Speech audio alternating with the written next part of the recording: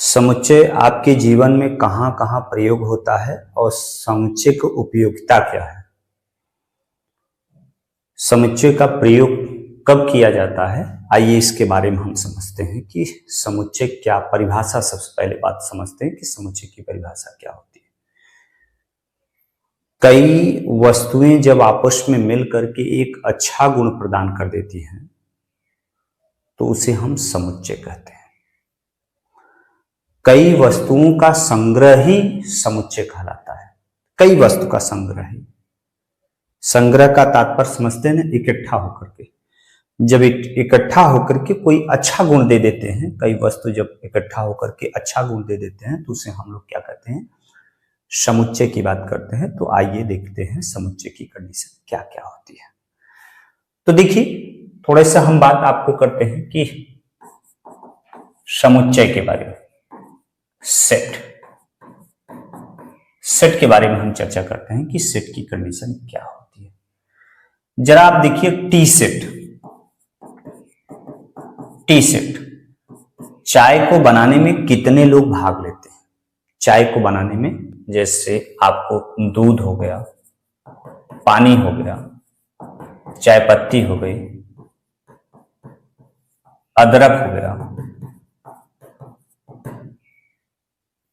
Cup, plate, जो लोग मिल करके आदि, जो लोग मिल करके, कई लोग मिल करके एक टी का सेट दे दिया, चाय का सेट दे दिया। जितने लोगों ने भाग लिया इसे हम लोग अवयव कहते हैं। क्या कहते हैं? अवयव। देख लीजिए, एलिमेंट कहते हैं। क्या कहते हैं?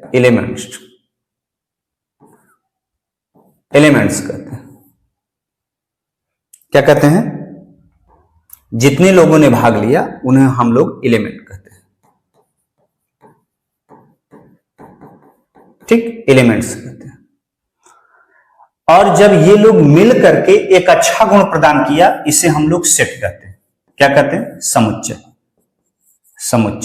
क्या कहते हैं? समुच्चय कहते हैं। ये समुच्चय की कंडीशन। बात समझ में आ गई?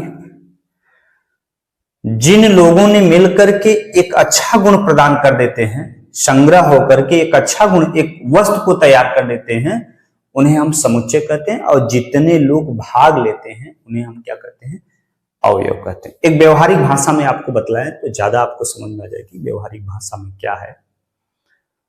जैसे कई लोग मिल करके, चाचा चाची, दादा दादी, पापा मम्मी, बुआ, ये सब मिलकर के एक परिवार बन जाता है।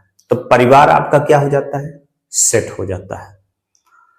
परिवार आपका क्या हो जाता है? सेट हो जाता है। और जितने लोग उसमें उस परिवार में हैं वो अवयव हैं।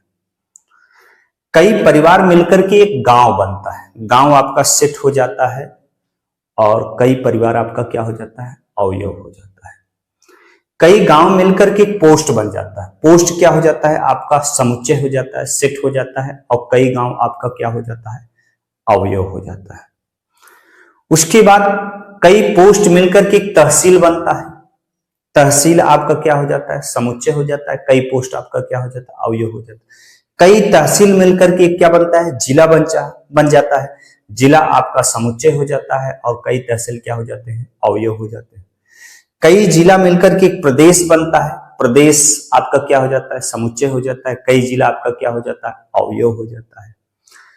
कई प्रदेश मिलकर के एक देश बनता है, देश आपका क्या हो जाता है? समुच्चय हो जाता है। कई प्रदेश क्या हो जाते हैं? अवयव हो जाते हैं। कई देश मिलकर के एक विश्व बनता है, विश्व आपका समुच्चय हो जाता है। और कई देश आपके क्या हो जाते हैं? अवयव हो जाते हैं। तो ये बातें रही समुच्चय के बारे में। जैसे आप देखते हैं, टीम 11 खिलाड़ियों से मिलकर के एक टीम बनता है। जो 11 खिलाड़ी होते हैं उन्हें अवयव कहते हैं। और क्या होता है, आप यहां पर कह सकते हैं कि जो टीम है वो क्या है? समुच्चय है। तो ऐसे बहुत से परिभाषाएं हैं, एग्जाम्पल हैं, उदाहरण हैं, आप दे सकते हैं। तो ये हमने बतलाया कि जितने लोग मिलकर के समुच्चय बनाते हैं उन्हें अवयव कहते हैं। और ये देख लीजिए आपका समुच्चय बन करके तैयार हो गया। बात क्लियर हो गया। अब हम आप कहेंगे कि समुच्चय का निरूपण जो करते हैं, समुच्चय का हम निरूपण के बारे में अगर हम करें कि इसका निरूपण क्या होता है, तो निरूपण जो होता है कैपिटल अक्षर से A B C D E dot dot X Y Z से प्रदर्शित किया जाता है। अवयव को स्मॉल से A B C dot dot X Y Z से प्रदर्शित किया जाता है। तो ये बातें आप गौर कर सकते हैं। ठीक है, तो जब भी आपको कोई कहे कि समुच्चय किससे निरूपण किया जाता है, यानी प्रदर्शित किससे किया जाता है, तो आप कह सकते हैं किससे, ए बी कैपिटल अल्फा अंग्रेजी वर्णमाला के कैपिटल से A B C D X Y Z से निरूपण किया जाता है। तो आप यहां पर ये बातें आप दिखा सकते हैं। और अवयव को हमेशा A B C D dot dot X Y से प्रदर्शित किया जाता है। देख लीजिए ये बात, स्मॉल से इसको प्रदर्शित किया जाता है, इसको कैपिटल से प्रदर्शित किया जाता है। हाँ, एक बात और ध्यान रखिएगा, समुच्चय को जो होता है दिखाया किससे जाता है, समुच्चय का व्यवस्था किससे की जाती है, तो आप यहां पर कह सकते हैं कि जैसे समुच्चय ए बराबर अवयव को हमेशा धन कोष्टक में, किस कोष्टक में, धन कोष्टक में रखा जाता है। देख लीजिए, धन कोष्टक मतलब मझला कोष्टक में रखा जाता है। यहां पर ए ई आई ओ यू कामा लगा करके रख दिया जाता है अवयव को, क्या, अवयव को देख लीजिए कामा लगा करके रख दिया जाता है मझले कोष्टक में। देख लीजिए मझले कोष्टक में कामा लगाकर रख दिया जाता है। तो ये बात आप यहां पर दिखा सकते हैं कि मझले कोष्टक में प्रयोग करके अवयव को हमेशा मझले कोष्टक के अंदर रखा जाता है। और समुच्चय के देख लीजिए, ये आप ए बी सी डी कुछ से भी किसी भी से भी प्रदर्शित कर सकते हैं, लेकिन कैपिटल से स्मॉल से नहीं प्रदर्शित किया जाता है ना। अब देख लेते हैं, आगे बढ़ते हैं हम, आप आगे दिखाते हैं। आप समुच्चय को दो ढंग से रखा जाता है, समुच्चय को दो ढंग से रखा जाता है, समुच्चय दो ढंग से। एक होता है सारणी विधि, कौन विधि, सारणी विधि। एक होता है प्रतीकात्मक विधि, प्रतीकात्मक विधि। देख लीजिए सारणी विधि, प्रतीकात्मक। इसमें क्या होता है, इसमें मझले कोष्टक के अंदर ये देख लीजिए ए ई आई ओ यू, देख लीजिए मान लेते हैं कि ये आपका डी है, ये देख लीजिए डी, ये देख लीजिए इस प्रकार से मझले कोष्टक के अंदर अवयवों को स्मॉल में रख करके रख दिया जाता है। देख लीजिए उसके अंदर रख दिया। लेकिन अगर हम इसको प्रतीकात्मक विधि से करें तो डी बराबर इसको प्रतीकात्मक विधि, तो इसको पूरा एक्स मान लेते हैं। क्या मान लेते हैं, एक्स, एक्स कोलन, इसको हम लोग कोलन कहते हैं। क्या कहते हैं, एक्स कोलन। ये अंग्रेजी का क्या है इसके बारे में लिख देते हैं, अंग्रेजी का क्या है, स्वर है। क्या है, अंग्रेजी का स्वर है, ये ऐसा हम दिखला देते हैं। तो ये कंडीशन बनती है आपको प्रतीकात्मक विधि में। देख लीजिए ये कोलन है, क्या है, कोलन कहते हैं इसको, कोलन कहते हैं, ये कोलन की कंडीशन। यहां पर आप ये बातें दिखा सकते हैं कोलन के रूप में। ठीक है ना, यहां तक तो सफर ठीक है ना सबको, किसी को दिक्कत तो नहीं है। तो चलते हैं, हम आगे बढ़ते हैं। अब देख लीजिएगा, जैसे और एग्जाम्पल लेते हैं। क्या लेते हैं, एग्जाम्पल लेकर के आपको समझाते हैं। यहां पर करते हैं कि ए बराबर 2 4 6 8 10, ये देख लीजिए, ये सारणी विधि आपको दे दिया। सारणी विधि देने के बाद आपसे कहता है कि इसको प्रतीकात्मक विधि में बदल दीजिए, या प्रतीकात्मक विधि में दिया रहे तो कहे सारणी विधि में कर दीजिए, या सारणी विधि में दिया रहे तो कहे प्रतीकात्मक विधि में कर दीजिए। तो ये आपसे कहता है, तो आप कैसे करेंगे, इस बात को आपको गौर करना होगा। इसको पूरा बेटा क्या मान लेते हैं, यक्स मान लेते हैं, एक्स कोलन यक्स, इसके बारे में लिख दीजिए। धन है, धन पूर्ण सम संख्या, सम संख्या, धन पूर्ण सम संख्या है, ये बातें देख लीजिए। धन पूर्ण सम संख्या एक्स कहां तक, 10 तक, कहां तक, एक्स बराबर क्या कर सकते हैं, 10 तक कर सकते हैं। तो ये आप यहां पर ये कर सकते हैं 10 तक, ये ऐसा कर सकते हैं। ठीक है, ये बातें आप दिखा सकते हैं 10 तक है। ठीक है ना, 10 तक, x बराबर 10 तक हमने लिया है।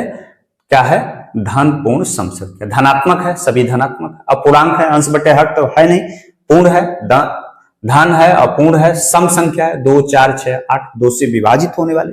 और कहां तक है भाई, 10 तक है।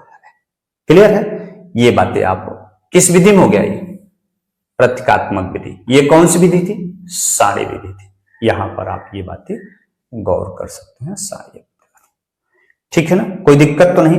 हाँ, एक बात आपको ये बात भी ध्यान में रखना होगा कि जैसे आपको यहां पर ये दे दिया जाए 0 2 2 3 3 5 5 5, ये दे दिया जाए। ऑर्डर, क्रम, ऑर्डर अगर के बारे में कर दिया जाए, ऑर्डर क्या है,